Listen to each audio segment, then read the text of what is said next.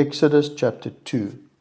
Now we're going to see the birth of Moses, and it's interesting. It says here, and a man of the house of Levi, remember that's the priestly tribe, who it's going to be, went and took as wife a daughter of Levi.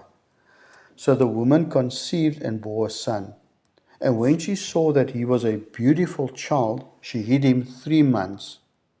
But when she could no longer hide him, remember the males are supposed to be killed, she took an ark of bulrushes for him, dabbed it with asphalt and pitch, put the child in it, and laid it in the reeds by the river's bank.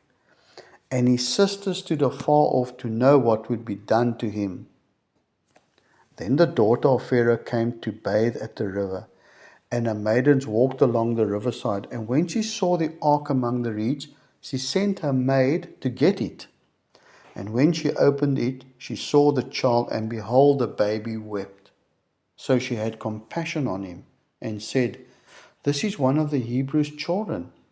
Then his sister said to Pharaoh's daughter, Shall I go and call a nurse for you from the Hebrew woman, that she may nurse the child for you? And Pharaoh's daughter said to her, Go. So the maiden went and called the child's mother. Isn't God just amazing? So the mother gets to nurse the child after putting him in the reeds because he's supposed to be killed. Then Pharaoh's daughter said to her, Take this child away and nurse him for me, and I will give you your wages. And she gets paid for that. Wow. So the woman took the child and nursed him. As the child grew, and she brought him to Pharaoh's daughter, and he became her son. So she called his name Moses, saying, Because I drew him out of the water. And Moses means drawn out. Now it came to pass in those days, when Moses was grown, that he went out to his brethren and looked at their burdens. And he saw an Egyptian beating a Hebrew, one of his brethren. So he looked this way and that way, and when he saw no one, he killed the Egyptian and hid him in the sand. So this was a deliberate murder. And when he went out the second day, behold, 2 Hebrew men were fighting.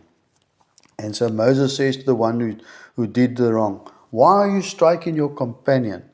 Then he said, Who made you a prince and a judge over us? Do you intend to kill us as you killed the Egyptian? So Moses feared and said, Surely this thing, in other words, this murder I did, is known. When Pharaoh heard of this matter, he sought to kill Moses. But Moses fled from the face of Pharaoh and dwelt in the land of Midian. And then eventually he sat down by a well.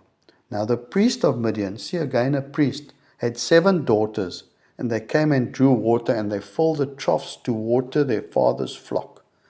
Then the shepherds came and drove them away, but Moses stood up and helped them and watered their flocks. When they came to Reuel, their father, he said, How is it that you have come so soon today?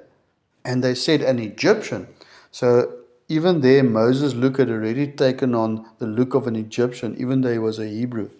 An Egyptian delivered us from the hand of the shepherds, and he also drew enough water for us and watered the flock.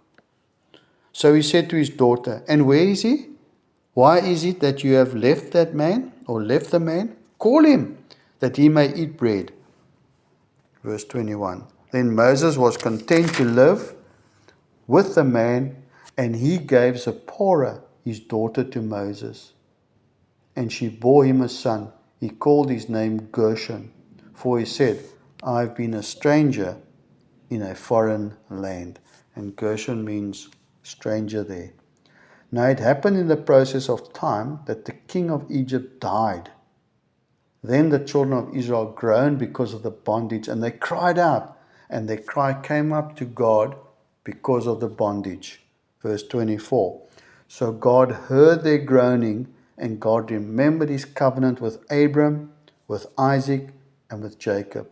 And God looked upon the children of Israel, and God acknowledged them.